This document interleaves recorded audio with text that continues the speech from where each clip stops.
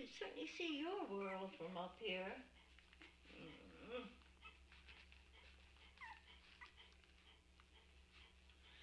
I think we need to be over here more, huh? So that everyone can see. There he is, Mama. Oh, goodness. Oh.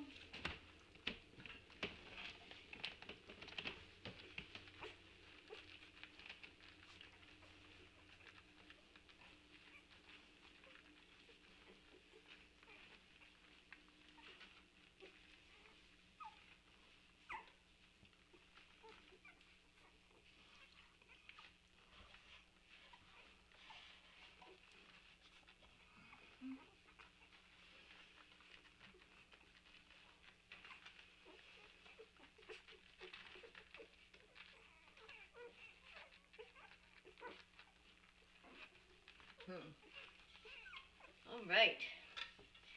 And we have a go.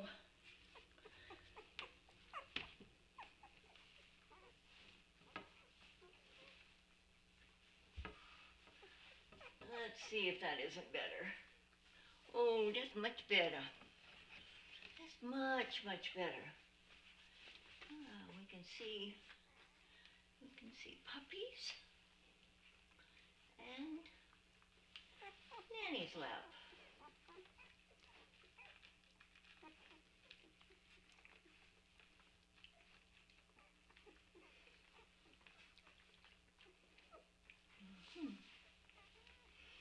Look like a likely candidate. Let's see what happens. Let's just see what happens, right?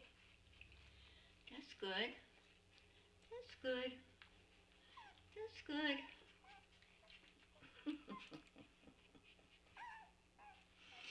Oh, well, you're certainly not going to be happy here. Mom, are you still hungry, Mom?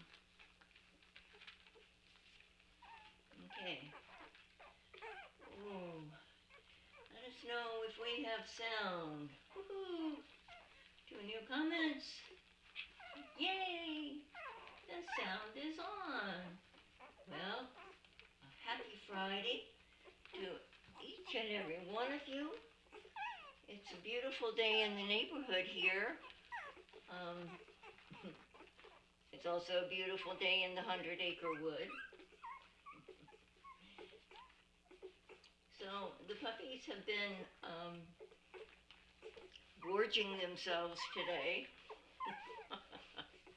Are you lost? Are you lost? Yeah, are you lost? You don't have to be lost. You don't have to be lost. Hey, Mama. Can you help that one, huh? Can you help that one? Yeah? Let me see what we got going on down here. Oh. And for my next act, oh,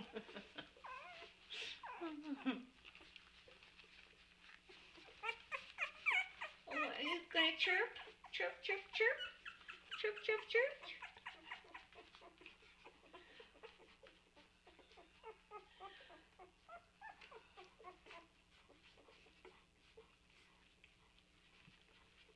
You don't smell like Mom. You don't smell like Mom. Okay, so we have a whole hour together. Well, we have actually 4 hours together, but between 12 and 1, we have the audio portion of our show. And let's see what we have going. Okay. Good morning to everyone. Well, it feels like it, doesn't it? Just nothing there. It's the false one. You gonna calm down, or you just need to latch on to something? Okay. Well, I tell you what, Mama. Let's go feed Mama lunch.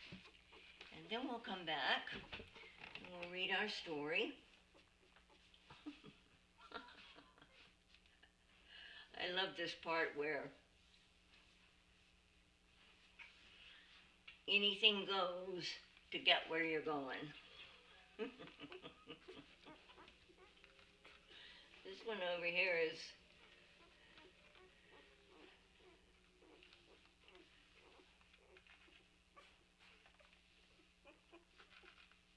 going places. This one's going places. Oh, sweetie, don't get upset. Don't get upset. Here, back here. Okay? How's that? How's that? We're not going to have little stressed out puppies.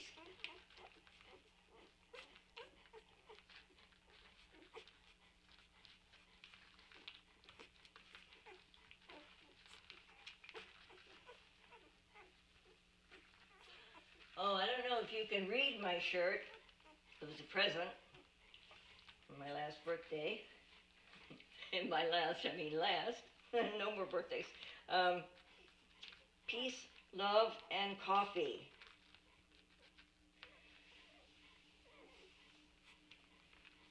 That's my philosophy exactly. Peace, love, and coffee. Doesn't get any better than that until after 5 o'clock when it's peace, love, and wine. Okay, Miss Daisy, let's give you some lunch. Oh, I mentioned we have special guests today. We do. We have special guests. Gonna go lay down. Go lay down. Oh, Mom. Mom, don't do that. Mom, I haven't finished. I haven't finished.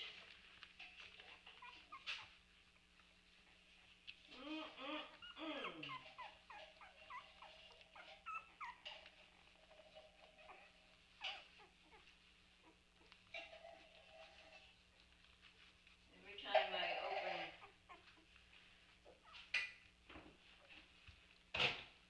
I'll wait till I get within sound.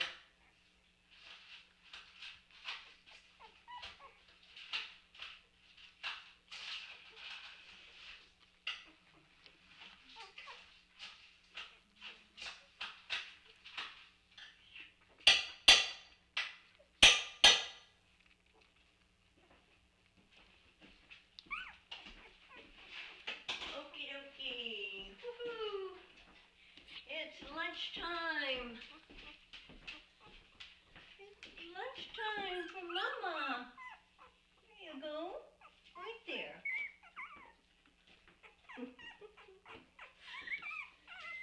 I think Tuna has her heart broken because she didn't get anything to eat. But Miss Tuna doesn't need extra. No, she doesn't need extra. Here we go. Oh, look at this. They're birds this morning. They're all chirping. They're all chirping.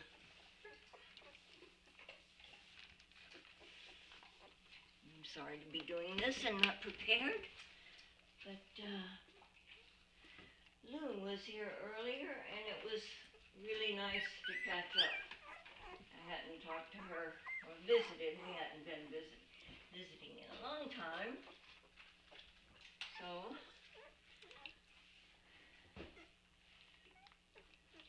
we were able to have a chat, which was nice. Okay. Oh, see, I can roll from right to left.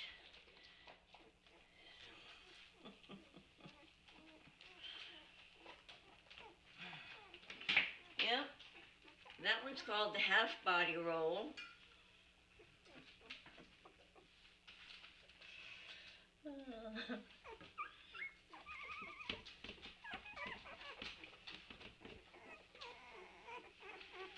Okie dokie. And here we are.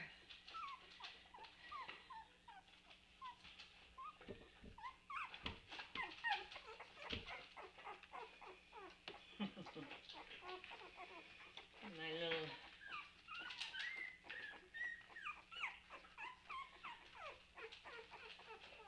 Jacqueline, I hope it's nice and sunny out there where you are.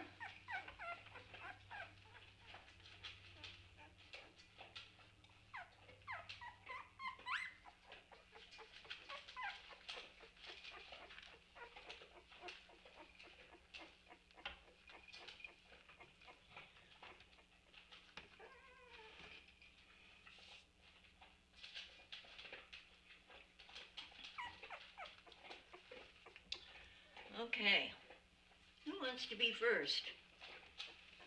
Okay, now don't everybody talk at once.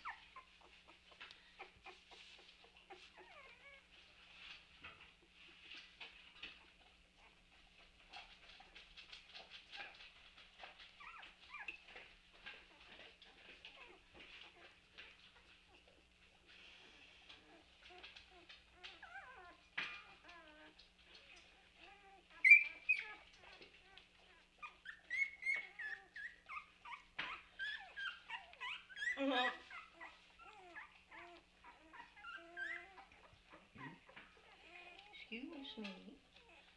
This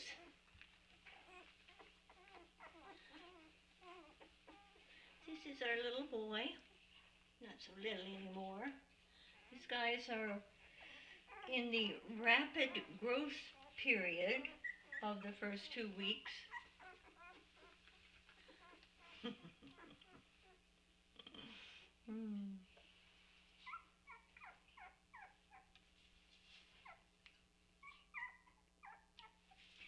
Over there.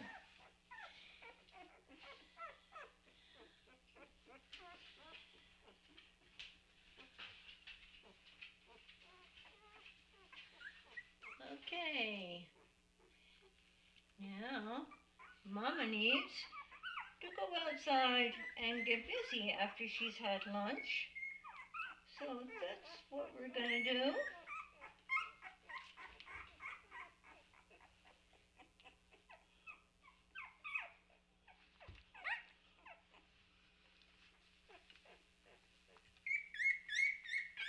Oh my goodness gracious. What is it? What is it? Did you hear my voice and stop squeaking? It's okay, Mom. Come on, let's you and I go outside. There we go. There we go. See? Oh, nice. See, Mama? See, Mama? Come on, let's go out.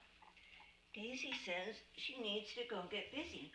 So let's go get busy. Come on, back. Back. Good girl. Come on. Come on. We will be right back. You know, what goes in must come out.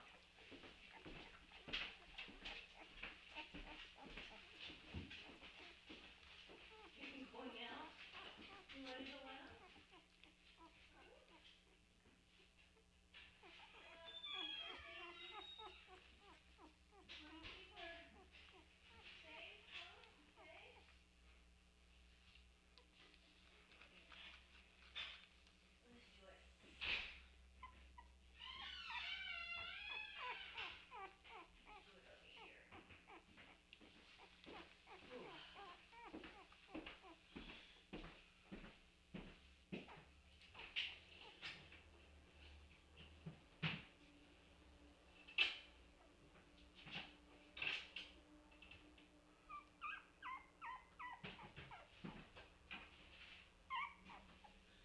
All right. Now we have Mama happy and Aunt Tuna happy and Mr. Tuesdays. So today we have company in the matter of Miss Tuna card and Mr. Tuesday Montalban. You know, this will get you nowhere fast over here. So let's come back with the game. Oh, let's not disturb that. This is cute. Oh.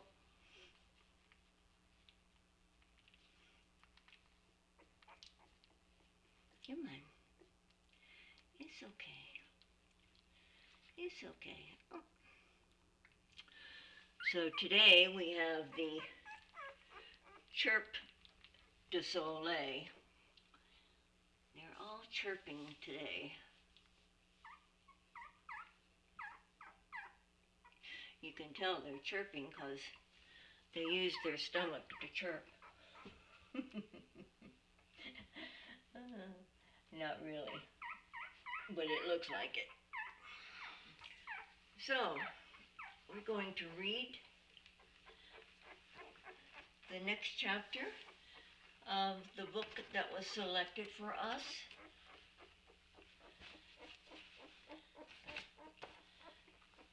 Entitled, The Dog Did My Homework, and Bigger.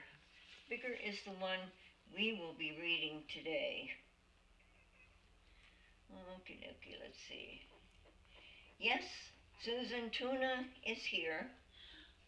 Tuna and Daisy are outside at the moment, and Mr. Tuesday's taking his hourly nap. Okie dokie. So today our story is entitled Bigger.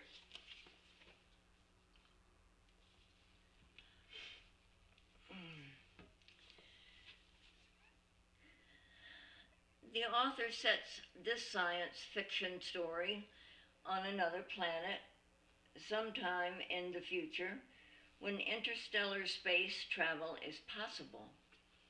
Aliens and space travel are typical themes of science fiction. Captain Maria Chu towered over the city. Far below, people the size of ants ran in terror. Even from her great height, Maria could hear their screams. The ee noise sounded like the high whine of insects. They scurried into their toy-sized buildings and hid. This is absurd, she thought. She hadn't meant to frighten anyone. She and her crew had spent years traveling in their starship from Earth to the planet Tau Ceti 4. They had come to explore and discover. They had come in peace. Why were the Cetians acting like scared little mice? Maria had been standing over the Cetian city all morning. Even inside her spacesuit, it was dangerous to spend too much time away from the protection of her spaceship. Tau Ceti's sun was brighter than Earth's. It often erupted with bursts of energy, but she wouldn't give up. Attention, Cetians, she called down to the city for the fifth time. My name is Captain Maria Chu from the Earth Explorer ship Swift. We are on a mission of discovery. We mean you no harm. By now, most of the Cetians had ducked into their buildings, like animals going down a hole. But one Cetian remained outside, standing alone in the city square. He was just a minuscule speck. Let's see here what the author is saying about science fiction. The author includes elements that are based on scientific fact. Maria wears a space suit and has to seek the shelter of her spaceship. When she thinks the star has erupted with a single flare. Radiation from solar flares is something NASA is concerned, along with long-range expeditions, such as any mission to Mars. Science fiction still needs all of the elements of good storytelling. A hero, Maria, who is on a mission.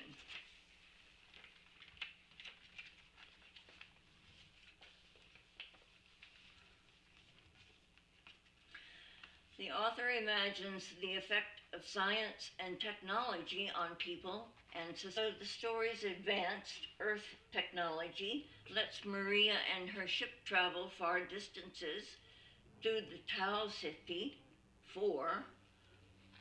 Her communications device is limited. She cannot make her good intentions known to the Cetians. The author also shows that the Cetians may not be as primitive as they seem.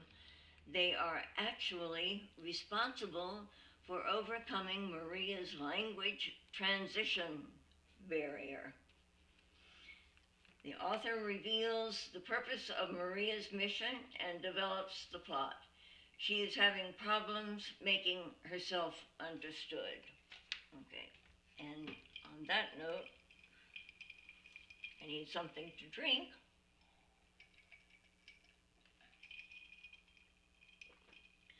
Or I will be the one not being able to be misunderstood.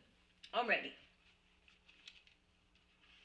So, Maria adjusted the controls on her helmet.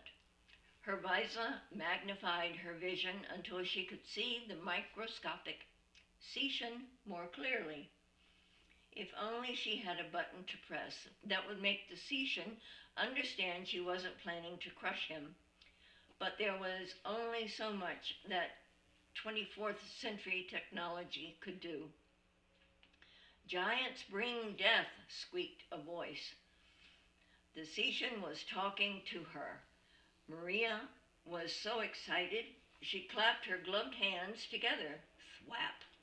To Maria, it was just the sound of a joyous hand clap, but the noise must have startled. Giants make thunder, wailed the Cetian. Giants come to crush us. I was just clapping my hands, she said. It's something we Earth people do when we're happy. Giants make big noise, the Cetian cried.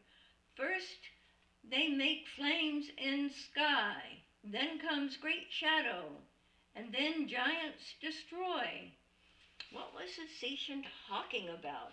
Flames in the sky? He must have meant the engines of her spaceship. Maria and her crew had crossed the vast distance between stars in hopes of meeting other life forms. Earth people had so much to teach the Cetians. They would give them science and art and music. The Earthlings would give the Cetians advanced technology that would make their lives better. All she had to do was make the Cetian understand her. On Earth, she said, we teach those who are big and strong to protect the small and weak. Big always crushes little, the Cetian said. This is the way of things. Maria remembered being on the playground back when she was a kid. She was small for her age, and sometimes the bigger kids had picked on her. Once, they'd even stuffed her in a trash can. Sometimes bigger people do hurt little people, Maria admitted, but we consider it wrong. She didn't bother to explain trash cans to the Cetian. Little always crushed by big, the Cetian said. These sure were stubborn. If only they would listen. Didn't they understand she was trying to help?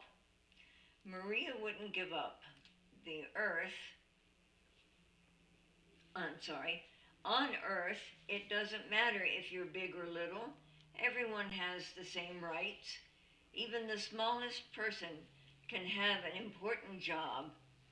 The smallest person can even be planetary president. Well, that wasn't quite true, thought Maria. Children couldn't hold the same jobs as grown-ups, but she didn't bother telling the Cetian that she didn't want to confuse him. Let me reread that sentence so it makes sense. She didn't bother telling the Cetian that. She didn't want to confuse him. Why won't you listen to us? The Cetian said. We are trying to tell you that big always crushes little. That is the way. That is how it has always been. Maria sighed. This was so frustrating. Maybe she could get through to him if she spoke louder. I don't think so. Maria was about to change again when the sky suddenly blazed with orange and yellow light. See, the Cretan screamed, giants attack. They come in rockets to wipe out our cities. They come to crush. No, Maria shouted. All her patience finally wore away. That was just a solar flare. That happens all the time. How can you not know that through your little skulls that we mean no harm? Time for liquid.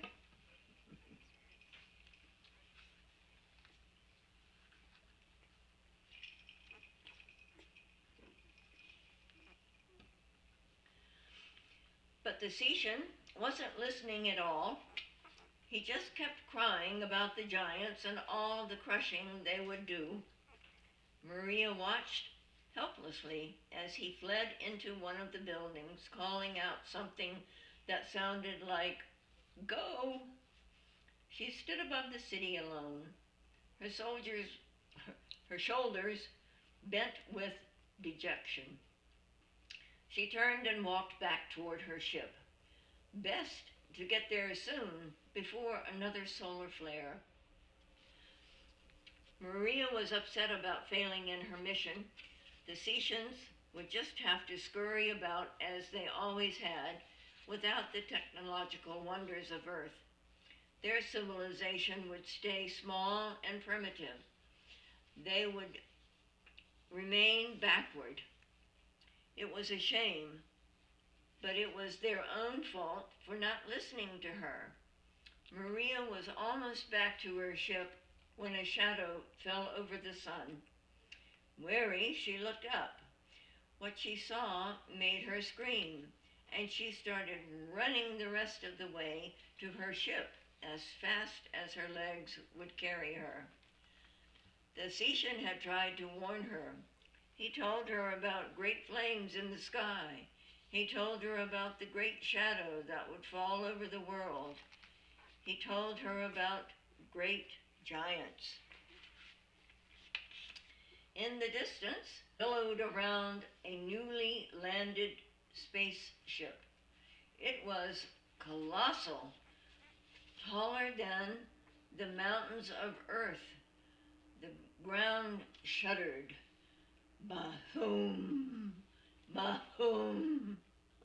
Just as the Cetian had warned, the green giants had arrived, and as a great green paw came down from the sky, Maria wished she had listened. So there we go. Let's see if there is, let's see what it says on the previous page about the story.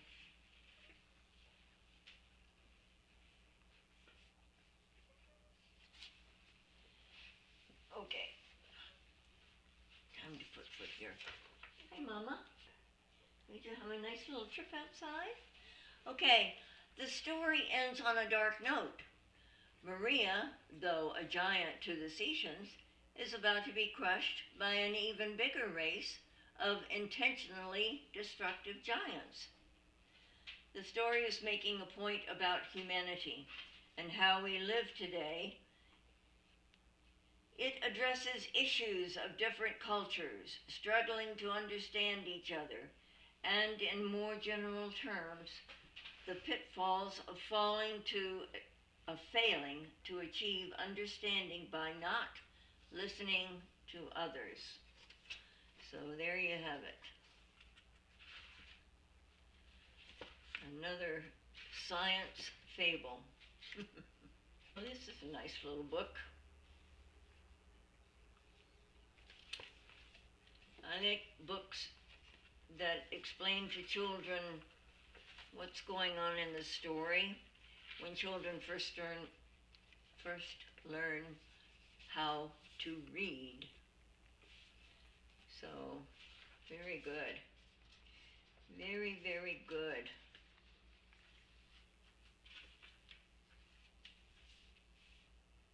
Benchmark. Alrighty.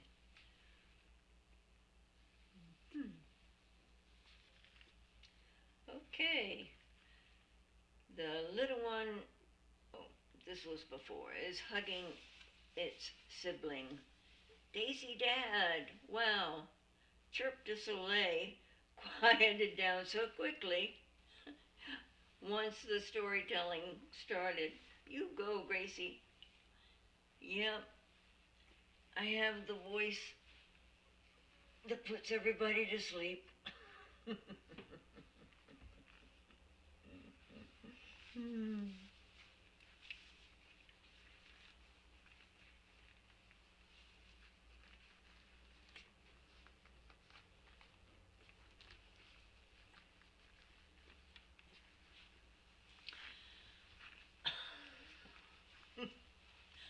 Okay, there have been, I'm not sure it's the same 3 pups, but I would assume I would assume that it is before I would say it isn't.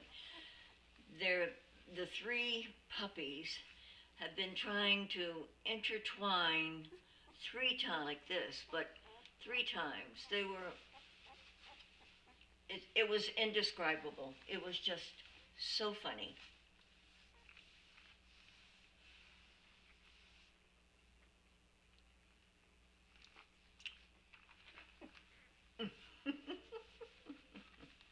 Alrighty, well, let's see if we can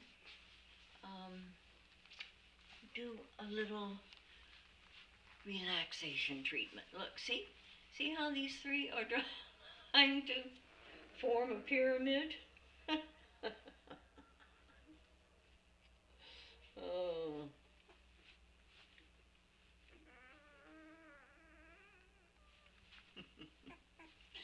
Well, I'm not going to try that one on top because he's a little stressed because he can't quite find the right spot.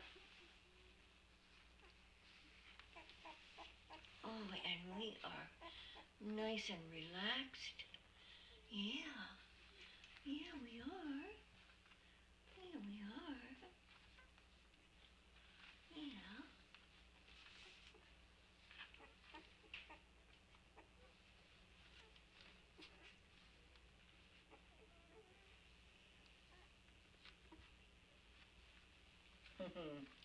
Oh, hi, Kelly. Hope you're feeling better today. And the question is, how did I become a puppy nanny? It was truly a gift and from the universe, and it was something that was meant to be. And I will tell you why. The story. So my husband and I went to our library to have some papers printed out, and while he was doing the papers, I was looking at the new books, the new arrivals that had been shelved in the library. So I was just kind of glancing over the titles, and one of the titles jumped out at me. It was as if the book was edging its way to the edge of the shelf. Anyway, the book was entitled Until Tuesday. So I withdrew the book, went home, read it, and when I closed the book, it had changed my life. If you haven't read the book Until Tuesday by Luis Carlos Montalban, I recommend that you read it. And if you have read it, I recommend you recommend it to other people. It's so important. And if you, by the way, if you have not read the book, it is the story of Luis and his lifelong service as an army soldier. He left as a captain, and the story of Luis was just so, what's the word I'm looking for?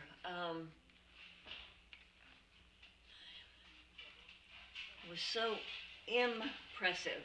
I mean, it just, you read the book and it reaches in and it grabs your heart.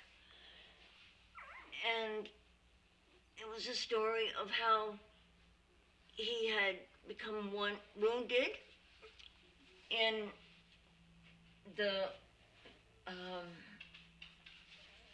forgot whether, it was in the Middle East, I don't remember where, but it was an area in which the army personnel had placed soldiers at a border or a gate. And Luis was injured while he was stationed in that checkpoint, and he almost died because someone tried to stab him, and when he fell, he injured his back and something else. I don't remember. It's been quite a few years since I read the book. I guess I should brush up. But anyway, so he was discharged after being 17 years in the service. He had planned to make it his lifelong career. So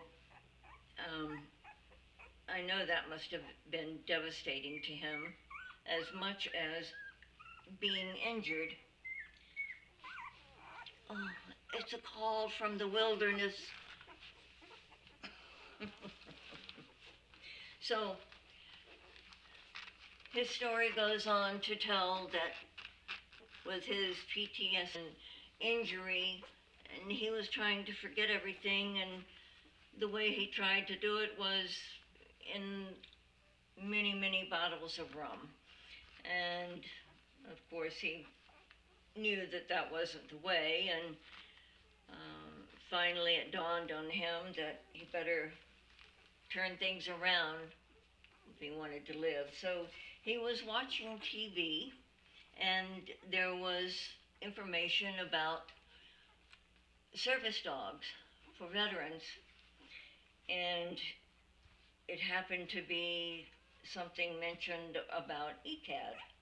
So he called up, and Lou found him a spot in the program. When you are involved with ECAD and you receive your service dog, you spend 2 weeks with the dog. So it's 24/14. You and the dog are connected, literally, physically connected, so that the dog will be trained to the finer points of what you need.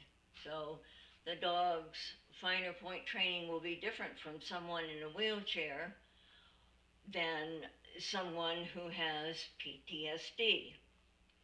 So after reading the book, I went online to find out more about Luis, and I went to his web page. He had a very nice web page on Facebook, and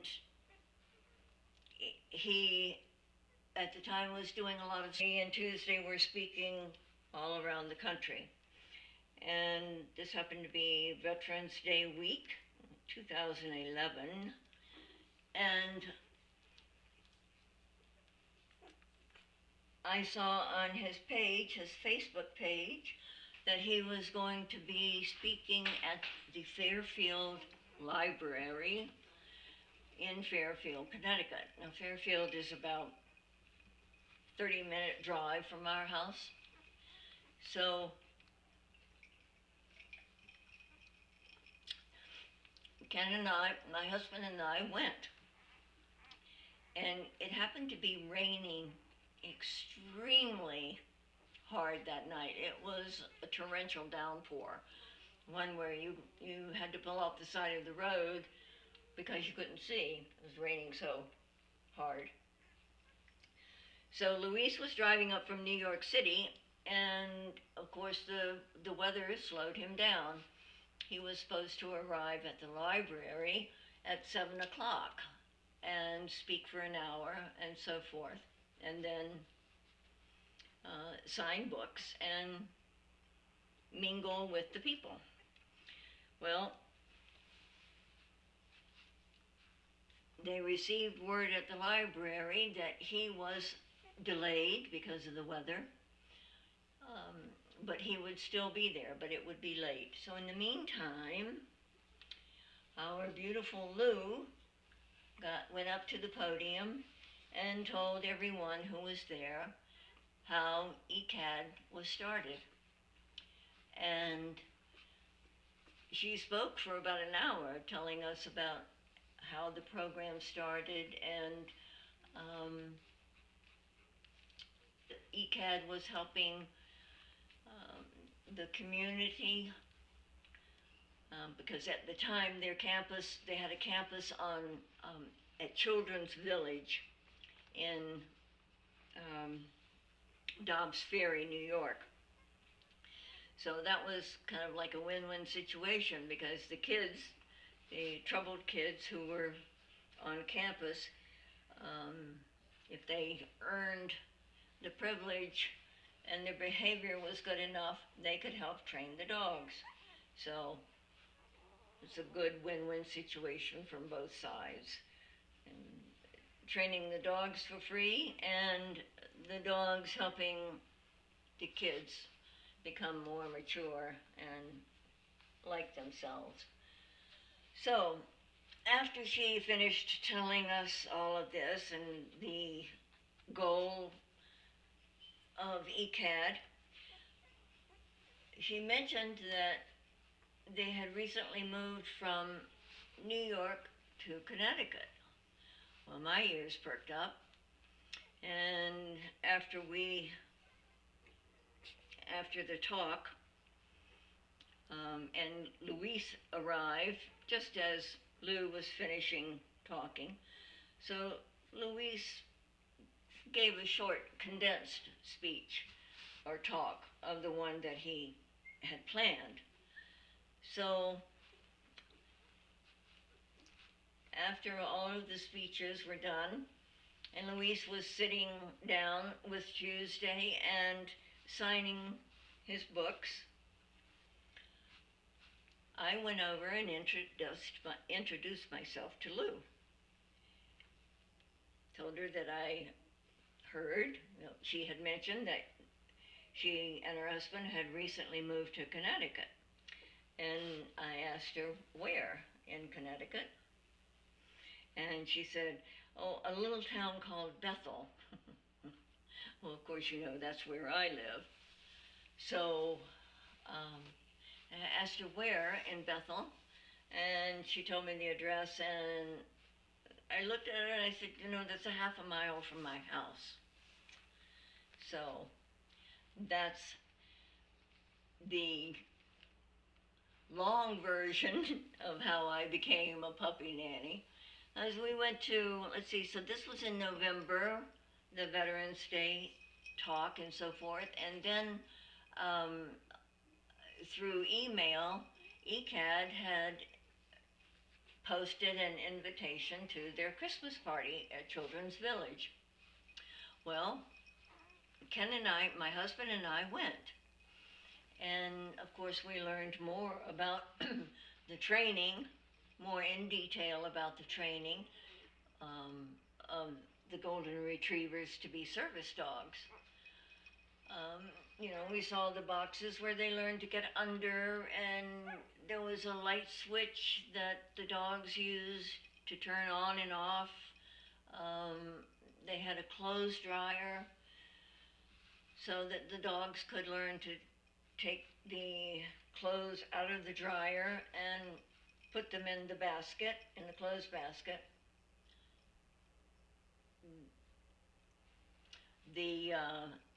The folding part was left until later. But anyway, so since on donations to exist, to be able to continue their work, I told Lou that we are not of wealthy means. I didn't have money to donate to ECAD, that would matter, but I do have time because I'm retired. So she called me on Christmas Day and said, we have a Christmas litter. Shiloh had 9 puppies, I believe. So that was my introduction to being the puppy nanny. The first time I did, I just went and touched the puppies so they would be used to the human touch, and just talk to them in a calm voice like I'm doing now, and it kind of worked. So the next litter that with which I was involved was again born here in Dale and Lou's house, and so I would come over and spend a little bit of time with the puppies doing like this. And then Lou said, well, she said, that's great that they go to sleep like that, but that's easy. She said, so what you have to do is get them to be relaxed when they are on their back, because this is called wiggle worm. That's not what it's supposed to be called. Oh, come on now. You was all relaxed and stretched out and everything. Huh? No, there isn't anything here. There's nothing here. There's nothing here, sweetie. Oh. Come on. Come on, let's get.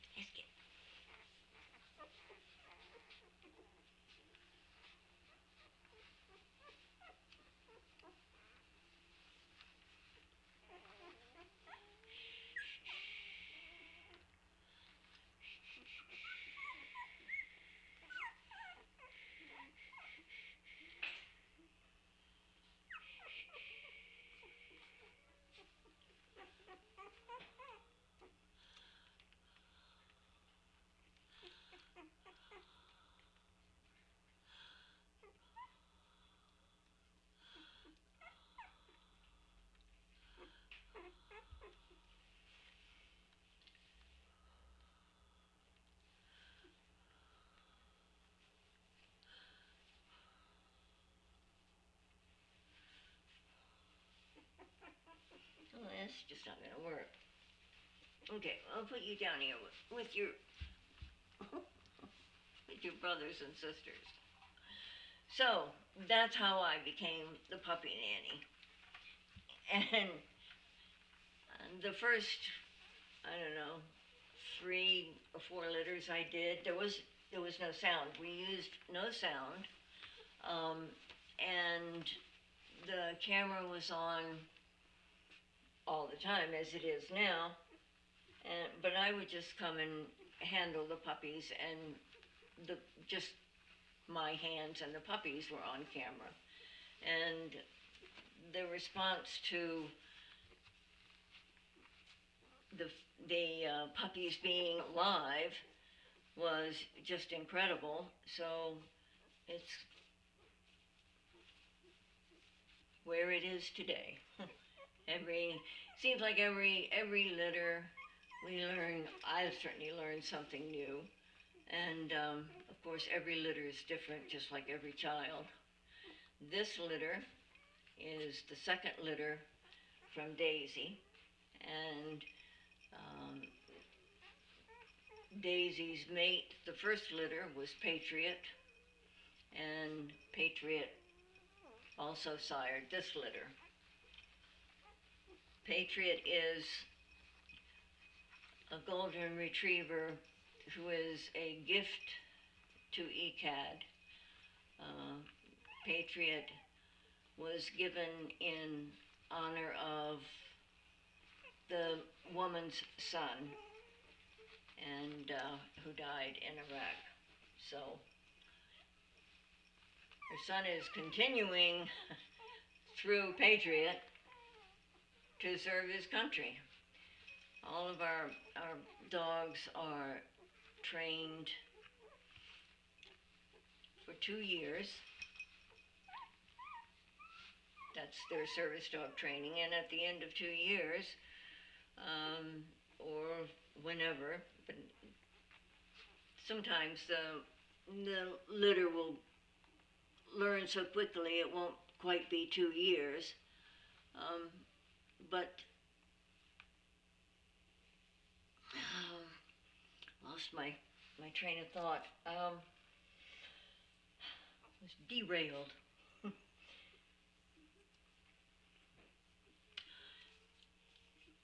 So the puppies are trained, and at the end of 2 years, hopefully they know between 80 and 90 commands, and then when they're paired with their person, they spend 2 weeks together, tethered together, and so that the dog gets to know the new person that he's going to be spending the rest of his life with, and what particular needs can be met by the dog when the client can't do it, such as the person being in the wheelchair, or someone with PTSD, or someone with balance issues. We placed a dog with a girl that has sleep disorder, where she will stop breathing. It's not sleep apnea, I don't remember the name, but anyway, so her dog knows to wake her up when she stops breathing. And then he will go and get either the nurse or the parent. And I don't know, I'm sure the dog has saved the girl's life many, many times. It's just a wonderful organization, and what they do with the service dogs in helping people is just, it's a gift. It really is. So, do you remember the theme of this talk? Oh, Miss Kelly asked me the puppy nanny. So that's how I'm the puppy nanny. And when Explore decided to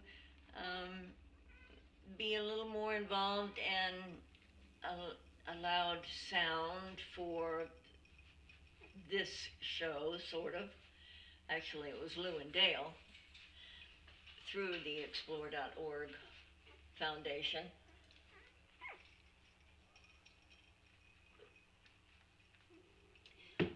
but it reached a wider audience. So, which is wonderful, because the more people who know about us, the possibility of donations, of course, is larger, as we count on all of you to keep us going.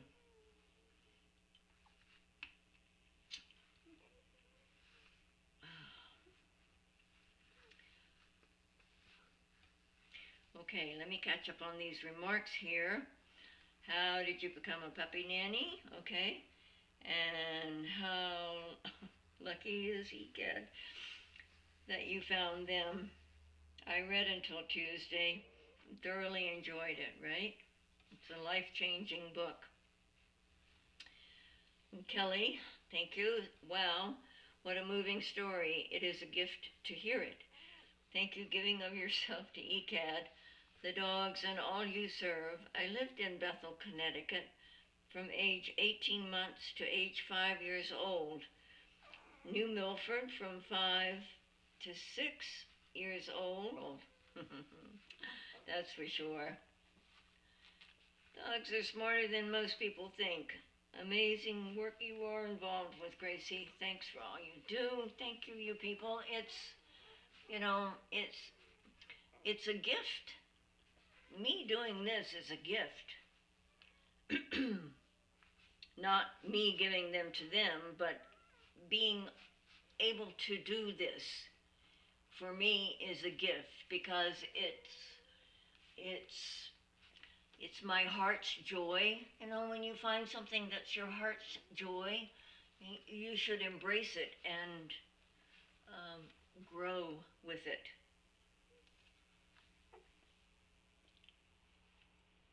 Oh, well, I'm sorry, Daisy Dad. I hope I have enough time here. My job as the puppy nanny is to get the puppies used to being handled, touched by humans, and to be very calm. They need to be calm and relaxed and ready to be trained. So that's the object of getting them to lay on their backs. And when they lay on their backs, that's called the death position, because as you, oh my, was that you? That big noise come from that little teeny body? My goodness gracious. Goodness gracious. Let's try somebody else. Let's try somebody else here. So there you go. That's why I lay them on their backs, because when they become relaxed on their backs, they are complete fear. Laying on the backs has been nicknamed the turkey position, but in the animal world, it's known as the death position, because everything is exposed. Their neck, their stomach, and those are the two, kill spots. But when the puppies can lay on their backs like that and be all relaxed, their trip to becoming a service dog will be much easier. Okay, the clock on the wall says I've got 60 seconds or left.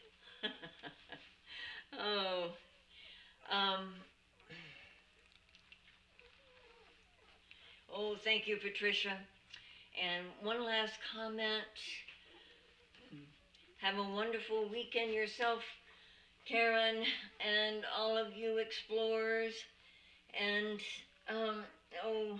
thank you, Karen, for acknowledging Mr. Gracie. He loves that. It makes him chuckle when he's called Mr. Gracie. So, again, keep your heart and your minds open. Be kind to one another. Think wonderful puppy thoughts. And don't forget to remember us when you are writing your checks. Everyone, have a blessed weekend, and we will see you on Monday.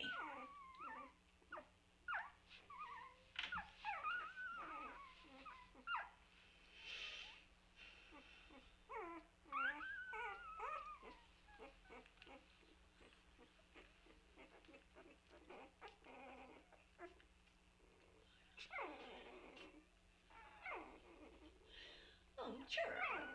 Oh, oh, oh, oh, oh, oh.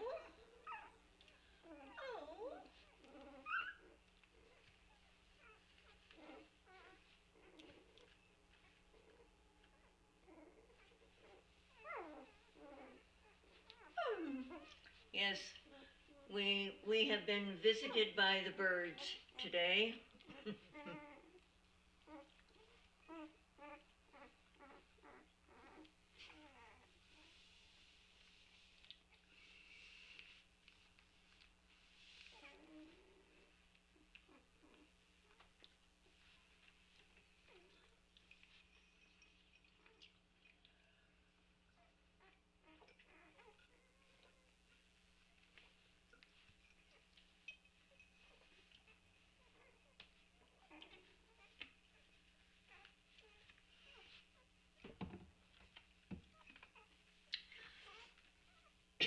I wonder if, can somebody let me know if the sound is still on?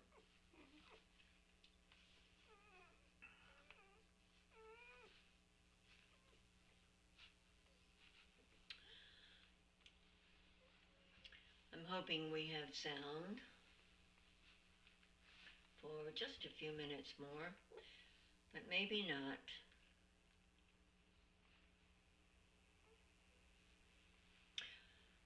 Oh, cool. Thanks, Wendy.